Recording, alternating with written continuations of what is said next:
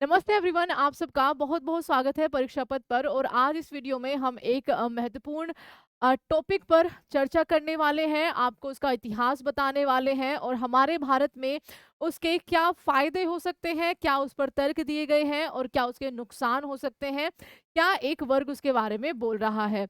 हम बात यहाँ पर कर रहे हैं प्रधानमंत्री जी की अध्यक्षता में हुई cabinet committee on political affairs की एक मीटिंग में, जहां फैसला लिया गया कि आगे होने वाली जनगणना, यानी कि जो आपकी 16वीं जनगणना होगी, ठीक है, भारत की जो 16वीं जनगणना होगी 2011 में, भारत की स्वतंत्र भारत की नहीं, ओवरऑल जब 1881 में पहली बार आपकी नियमित जनगणना शुरू हुई थी, तो हमारी अभी 2011 में 15वीं जनगणना हुई थी। और 16वीं जनगणना जब भी होगी उसके साथ जातिगत जनगणना, ठीक है, जातिगत जनगणना भी आपकी कराई जाएगी। तो अब आपसे जब जनगणना कराने वाले लोग आपके घर पर आएंगे तो वो आपसे आपकी जाति भी पूछेंगे और आपको वो सही सही बतानी होगी, या आपसे आशा की जाती है, ठीक है।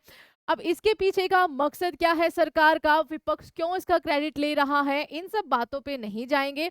हम मकसद क्या है वो आपको जरूर बताएंगे, लेकिन हम इसके एक बार इतिहास के बारे में पढ़ेंगे ताकि वो आपके फ्यूचर में होने वाले एग्जाम्स में हेल्प कर सके। और इसके बाद इसके फायदे क्या होंगे और नुकसान क्या होंगे, इनके बारे में भी हम बात करेंगे।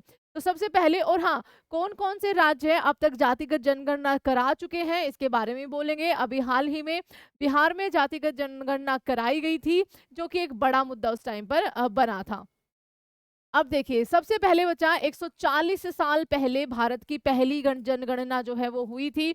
लेकिन उससे भी पहले आप सबको हम बता दें कि पहली बार अगर हम जनगणना करें, अच्छा, किसी शहर की अगर हम बात करें, तो वो आपका आज के टाइम पर कहाँ है, बांग्लादेश की राजधानी के रूप में है ढाका।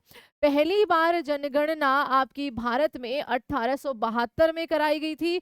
उस टाइम पर जो वॉयसरॉय था वो आपका मेयो था, जिसकी हत्या हुई थी अंडमान और निकोबार में, पोर्ट ब्लेयर में। लेकिन उसके बाद रिपन के कार्यकाल में, ठीक है, रिपन के कार्यकाल में 1881 में पहली बार नियमित जनगणना जो है वो कराई जाती है। और उसके बाद से लेकर 1881 से लेकर 1931 तक जनगणना जो हुआ करती थी, उनमें जातियों की भी जनगणना हुआ करती थी, ठीक है।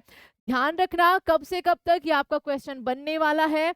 1881 से लेकर 1931 तक जो जनगणना हुआ करती थी, उसमें आपकी जातिगत या फिर कहिए जाति भी पूछी जाती थी। बट 1941 में, जो देखिए 10 साल बाद हो गई, ठीक है, 1941 में जो जातिगत जनगणना हुई थी, उसके आंकड़े जो है वो कभी जारी नहीं किए गए थे। आगे चलकर 1951 की जो जनगणना होती है, उसमें केवल और केवल एससी और एसटी, शेड्यूल कास्ट और शेड्यूल ट्राइब जो है, केवल उनके बारे में पूछा जाता है, यानी कि उनकी जातिगत जनगणना जो है वो होती है। अब ये मैंने आपको सेम यही हाईलाइट जो है एक बार बताया है। अब केंद्र सरकार ने आगामी जनगणना, यानी कि जो 16वीं जनगणना होगी, उसमें ये घोषणा कर दी है कि पिछले कुछ सालों के दौरान विपक्षी दल जातीय जनगणना की मांग को चुनावी मुद्दा बनाने का प्रयास कर रहा था, तो लो, हमने मुद्दा ही खत्म कर दिया है। अगली जनगणना जातिगत जनगणना भी आपकी होने वाली है, याद रखिएगा।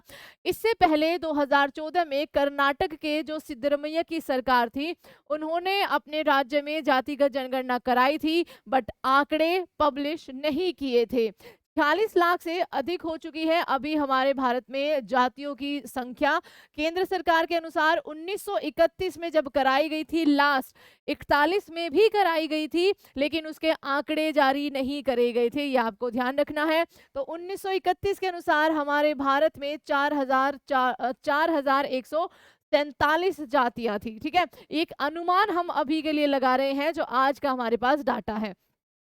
4.10, यानी कि 4,10,000, ये आप लिख सकते हो, ठीक है, हो चुकी है महाराष्ट्र में जातियों की संख्या, जो कि 1931 में केवल 449 थी।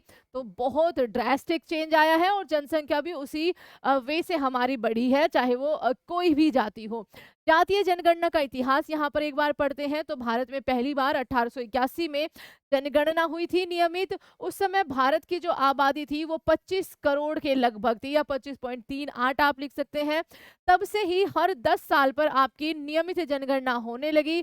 1881 से 1931 तक जब जनगणना होती थी तो वहां पर जाति भी पूछी जाती थी, लेकिन इसको, ठीक है, आपका उस टाइम पर सार्वजनिक होती थी, बट 1941 में जातीय आंकड़े भी जुटाए गए थे, बट उनको पब्लिश नहीं किया गया था। और आज़ादी के बाद तो आपका क्या है, केवल एससी और एसटी के ही डाटा जो है वो लिया जाता था। लेकिन कुछ टाइम पहले ओबीसी की तरफ से, ठीक है, एक ये फरमान कहिए या रिक्वेस्ट कहिए की गई थी कि हमें जानना है कि भारत देश में ओबीसी का क्या स्तर है, ठीक है।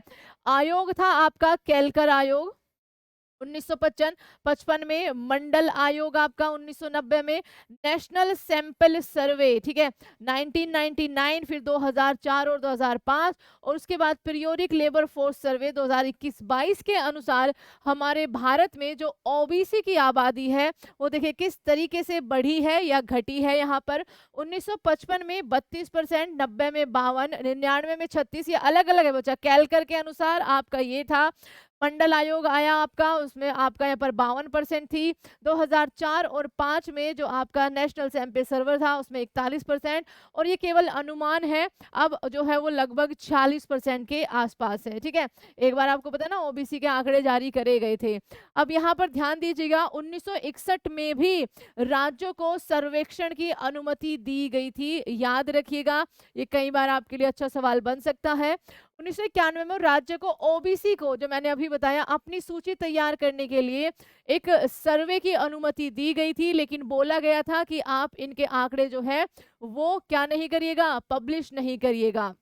हालांकि राष्ट्रीय स्तर पर ये कोई आपकी क्या है, जातिगत जनगणना नहीं कराई गई थी। 2011 में हुई थी गणना, किस बारे में, देखिए 2011 में यूपीए की सरकार थी, उन्होंने सामाजिक, आर्थिक और जातीय जनगणना कराई थी, लेकिन जातियों के आंकड़े सार्वजनिक नहीं किए थे। 1931 के बाद जातियों के आंकड़े जुटाने का ये आपका पहला प्रयास था। कब हुआ था, सवाल कैसे बन सकता है कि 1931 के बाद पहला प्रयास कब किया गया था जातीय आंकड़े जुटाने का या जातीय जनगणना आंकड़े जुटाने का, तो वो आपका सवाल हो जाएगा 2011 यूपीए की सरकार के अंतर्गत। हालांकि उसके जो आंकड़े हैं वो पब्लिश आपके नहीं किए गए थे। अब देखिए 2011 में जो जातीय जनगणना हुई थी, 2011 में वो सामाजिक, आर्थिक और जातीय जनगणना के लिए करीब 4.5 हजार करोड़ रुपए खर्च हुए थे, लेकिन जातियों के आंकड़े सार्वजनिक नहीं किए गए थे। आपका यहाँ पर ध्यान रखने वाली बात है। अच्छा, अब यहाँ पर कौन कौन से राज्य ऐसे हैं जो जातीय जनगणना करा चुके हैं। देखिए बिहार है, तेलंगाना है और कर्नाटका है। अपने अपने स्तर पर ये राज्य जो है वो जातीय जनगणना करा चुके हैं। इनका जो उद्देश्य रहा है वो राज्य के अंदर आरक्षण नीतियां और कल्याणकारी योजनाओं को प्रभावी रूप से लागू करने के लिए ये आंकड़े जुटाना इनके लिए जरूरी था, ये इनके सरकार का कहना है। बिहार के जातीय सर्वेक्षण 2023 से सामने आया था कि राज्य की कुल आबादी में ओबीसी और अत्यंत पिछड़े वर्ग यानी कि ईबीसी की हिस्सेदारी 63% से ज्यादा है। ये कुछ आपका यहाँ पर इसके आंकड़े लिखे हुए हैं, जिसमें अति पिछड़ा वर्ग 36% है, आपका पिछड़ा वर्ग 27% के लगभग है, अनुसूचित जाति 19% और अनुसूचित जनजाति 1% के लगभग है। सामान्य की अगर हम बात करें तो 15.52% आपका यहाँ पर बिहार में जो जनगणना कराई गई थी जातीय, वो लेकर आए थे। अब आपके सामने यहाँ पर एक और तर्क आता है कि क्या इसके फायदे होंगे, क्या इसके नुकसान होंगे। आगे बढ़ने से पहले आपसे पहले हम एक बार सवाल पूछेंगे कि क्या ये जातीय जनगणना देश को बांट देगी या फिर ये देश में इकोनॉमिकली जो सफर कर रहे हैं उनको थोड़ा और उभारेगी। तो आप यहाँ पर जरूर बताइएगा अपनी राय कि क्या आपके हिसाब से जातीय जनगणना कराना एक सही निर्णय है या फिर ये हमारे भारत का एक तरीके से इंटरनल बंटवारा कर देगी, ठीक है, मन ही मन में जिसको बोलते हैं।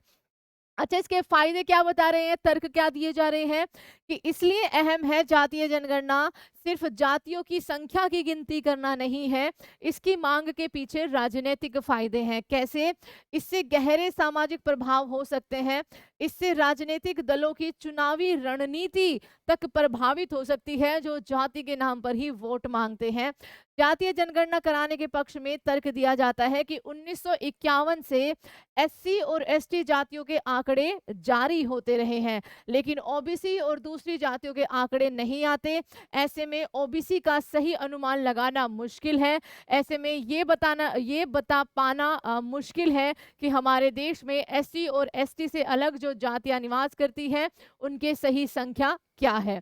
तर्क ये भी दिया जाता है कि आबादी के सही आंकड़े पता होने से, अगर हमें पता है कि हमारे देश में इतने परसेंट या इतनी संख्या में ओबीसी है या अन्य जातियां हैं, ठीक है, कि उनके सामाजिक आर्थिक विकास के लिए जो योजनाएं हम बना रहे हैं वो उन तक प्रॉपर पहुंच रही है। मान लीजिए 2021 में हमारे पास ओबीसी का आंकड़ा 40% है, ठीक है, कि उनकी संख्या 40% है, लेकिन तो 40% के हिसाब से योजना बनाई जाएगी कि 40% लोगों को लाभ मिले, ठीक है। लेकिन मान लीजिए कि अनुमान हो गया गलत और वो संख्या 40 से 56% है, ठीक है, क्योंकि हम सिर्फ अनुमान पे चल रहे हैं। 1931 में हुई थी जो सार्वजनिक हुई थी रिपोर्ट, तो उन 10% को वो लाभ नहीं मिल पाएगा समहाउ। इस वजह से भी जातीय जनगणना के आंकड़े आना जरूरी है। और इसके नुकसान क्या है, उसके खिलाफ क्या तर्क दिया गया है। एक वर्ग का मानना है कि जातीय जनगणना की मांग के पीछे मकसद पिछड़ी जातियों को सामाजिक न्याय उनका सुनिश्चित करना नहीं है, बल्कि समाज को विभाजित करके राजनीतिक फायदा लेना है।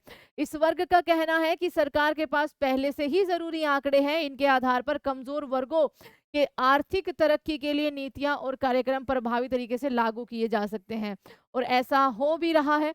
ऐसे में जातीय जनगणना से देश में जातीय विभाजन आएगा, जो और गहरा हो जाएगा। इससे समाज में तनाव और कटुता पैदा होगी, जो ऑलरेडी आपका अभाव, एक कहते हैं ना, तनाव रहता है दूसरी जातियों को लेकर, और वो इससे और ज्यादा बढ़ेगा। आपका इस पे तर्क क्या है, इसके फायदे और नुकसान?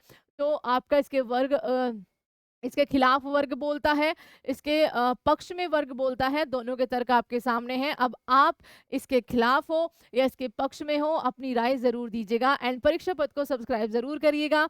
डेली 9 PM पर आपकी लाइव क्लास होती है, वो भी आप हमारे साथ ज्वाइन कर सकते हैं। Thank you so much everyone.